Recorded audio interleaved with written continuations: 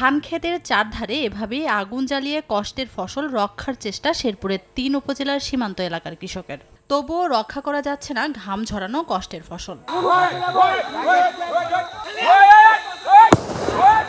সন্ধ্যা হলেই শ্রীবর্দী, ঝিনাইগাতি ও নালিতাবাড়ির পাহাড়ি সীমান্ত এলাকায় ধান খেতে নেমে আসে ৪০ থেকে ৫০টি বন্য হাতির পাল। খেয়ে এবং পা দিয়ে মারিয়ে নষ্ট করে একরের পর একর ফসলের ক্ষেত।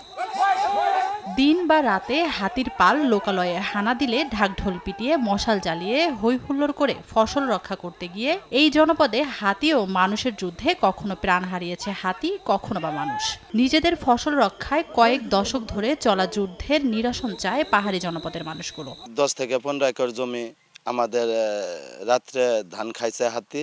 আমার 1.5 একর জমি কটরা এইভাবে যদি ক্ষতিগ্রস্ত করে তাহলে আমাদের অবস্থাটা কি হয়ে যাবে। আমাকে হাতে পাড়া দিয়ে আমার পা ভেঙে দিছে, তারপর থেকে আমি নাড়ি ভর দিয়ে হাঁটি। হাতির আক্রমণে ধান বা সবজি ক্ষেতের বা ঘরবাড়ির ক্ষতি হলে সরকারিভাবে ক্ষতিপূরণ দেওয়ার আশ্বাস বন বিভাগের। সবাই যৌথভাবে আমরা হাতিগুলো তাড়াইয়ে পাহাড়ে জঙ্গলে পাঠিয়ে দেওয়ার চেষ্টা করি। ওদের আবেদন করবে ক্ষতিগ্রস্ত, আমরা এটা দেখে আমরা তাদেরকে ক্ষতিপূরণ দিচ্ছি। বন বিভাগের তথ্য মতে 2014 সাল থেকে এ পর্যন্ত হাতির আক্রমণে 30 জন মানুষের মৃত্যু হয়েছে। অপরপক্ষে মারা গেছে 28টি হাতি। হাতির আক্রমণে আহত, নিহত এবং ফসল সহ ঘরবাড়ি ক্ষতিগ্রস্তদের ক্ষতিপূরণ দেওয়া হয়েছে প্রায় 1 কোটি টাকা।